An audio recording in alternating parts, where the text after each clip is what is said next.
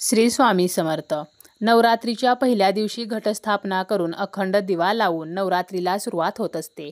आश्विन महिन्याच्या प्रतिपदा तिथीपासून ते नवमी तिथीपर्यंत नवरात्र चालते. आश्विन महिन्यात येणारी नवरात्र ही अत्यंत खास असते आणि या नवरात्रीला शारदीय नवरात्री म्हटले जाते. शरद ऋतूच्या प्रारंभी हा उत्सव येत असतो, म्हणून याला शारदीय नवरात्र म्हणतात. प्रत्येक वर्षी नवरात्रीमध्ये 9 दिवस दुर्गा मातेच्या नवरूपांची पूजा केली जाते. पहिल्या दिवशी घटस्थापना केली जाते. असे म्हणतात की देवीचे भक्त देवीची 9 दिवस पूजा उपासना करतात आणि यामुळे देवी आनंदी होते आणि भक्ताचे सर्व त्रास दूर करते. शारदीय नवरात्री म्हणजे अधर्मावर, अनीतीवर आणि असत्यावर सत्याच्या विजयाचे प्रतीक आहे. या नवरात्रीमध्ये दुर्गादेवी पृथ्वीवरती येते. पृथ्वीला तिचे माहेर म्हटले जाते. देवीच्या आगमनाचा एक वेगळा उत्साह असतो. आश्विन शुद्ध प्रतिपदा ते आश्विन शुद्ध नवमीपर्यंत देवीची भक्ती ही मोठ्या श्रद्धेने केली जाते. घटस्थापना करून आपल्या घरामध्ये अखंड दिवा लावून आदिमायेची 9 दिवस मनापासून पूजा केली जाते. त्याचप्रमाणे नवरात्रीचे व्रत आणि उपवास सुद्धा केले जातात. काही घरांमध्ये तर नवरात्र हे कुलाचार म्हणून पाळले जातात. 9 दिवस दुर्गा सप्तशतीचा पाठ केला जातो. त्याचप्रमाणे अष्टमी तिथीला कुमारिका पूजन केले जाते आणि शेवटी आपण घरामध्ये जी घटस्थापना केलेली असते तर त्या घटाचे व देवीचे उत्स्थापन केले जाते. नवरात्रीच्या काळामध्ये आपल्यामध्ये एक नवीन शक्ती, नवा उत्साह आणि नवी उमेद निर्माण होत असते. नवरात्रीचे 9 दिवस हे अत्यंत खास आणि पवित्र असतात आणि यंदा नवरात्र ही 9 ऐवजी 10 दिवसांची असणार आहे. तिथीमध्ये जेव्हा क्षय होतो तर त्यावेळेला नवरात्र ही 8 दिवसांची असते आणि तिथीमध्ये जर वाढ झाली तर नवरात्र ही 10 दिवसांची असते आणि सर्वसाधारणपणे नवरात्र ही 9 दिवसांची असते. आणि यंदा तृतीया तिथीमध्ये वाढ झालेली आहे, त्यामुळे नवरात्र ही 10 दिवसांची असणार आहे. जे देवीचे भक्त आहेत तर त्यांना यंदा देवीची जास्तीत जास्त पूजा आराधना करायला मिळणार आहे. आपण जेव्हा घटस्थापना करत असतो, आपल्या घरामध्ये घट बसवत असतो तर त्यावेळेला आपल्याला घटाजवळ एक वस्तू आवर्जून ठेवायची आहे. आपल्या घरामध्ये जर पैशासंबंधीच्या अडचणी असतील किंवा आपल्या घरामध्ये सुखसमृद्धी नाही, काही केल्या आपल्या घरामध्ये पैसा टिकत नाही, आर्थिक समस्या आहेत, तर यासाठी आपण ही वस्तू घटाजवळ ठेवू शकतो, ज्यामुळे आपल्या घरामध्ये बरकत येईल, पैसा वाढीस लागेल. कोणती वस्तू आपण घटाजवळ ठेवायची आहे? आपण जेव्हा घरामध्ये घट बसवतो किंवा आपण जरी घट बसवत नसलो तरी अखंड दिवा जर आपण लावत असलो तर त्या अखंड दिव्याजवळ आपण ही वस्तू ठेवू शकतो. किंवा आपल्या घरामध्ये जो मंगल कलश आहे तर त्या मंगल कलशाजवळ ही वस्तू ठेवू शकतो. किंवा आपल्या घरामध्ये कुलदेवीचा टाक असतो, मूर्ती असते, तर त्याजवळ आपण ठेवू शकतो.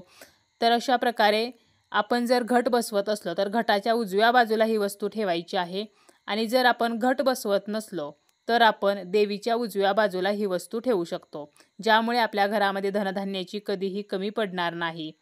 त्याचप्रमाणे नवरात्रीचे जे 9 दिवस आहेत तर ते दुर्गादेवीला समर्पित असतात. घरामध्ये घट बसवल्यावर घटाजवळ आपण ज्या वस्तू ठेवणार आहोत, तर आजच्या या व्हिडिओमध्ये आपण 2 अशा वस्तू पाहणार आहोत की ज्या वस्तू आपल्या घरामध्ये सुखसमृद्धी घेऊन येतात. तर ह्या दोन्हीही वस्तू आपण ठेवू शकतो किंवा दोन्हीपैकी एक वस्तू ठेवली तरीसुद्धा चालेल. पहिली आहे ती म्हणजे गजलक्ष्मी. देवीची वेगवेगळी रूपे आहेत आणि वेगवेगळ्या रूपांची आपण नवरात्रीमध्ये पूजा करत असतो. देवीचे वाहन हे जरी सिंह असले तरीसुद्धा देवी जेव्हा नवरात्रीमध्ये पृथ्वीवरती येते तर त्यावेळेला तिचे वाहन जे आहे तर ते बदलत असते.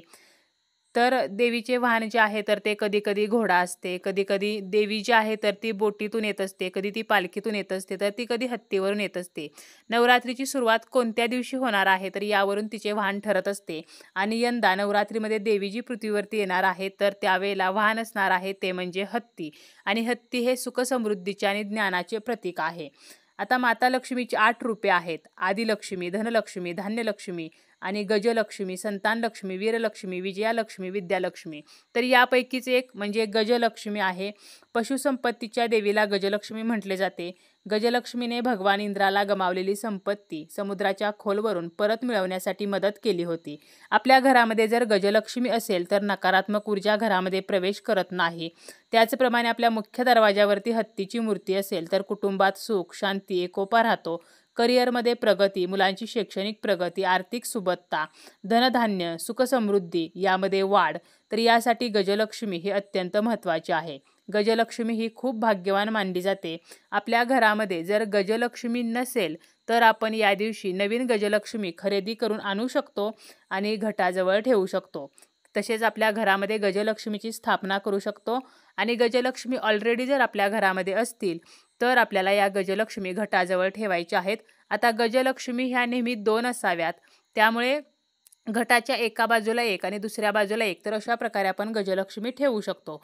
आणि गजलक्ष्मी जर आपण नवीनच घेणार असू तर घेताना त्या छोट्या आकाराच्या म्हणजे लहान मूर्ती घ्यायच्या आहेत, जास्त मोठ्या घ्यायच्या नाहीत.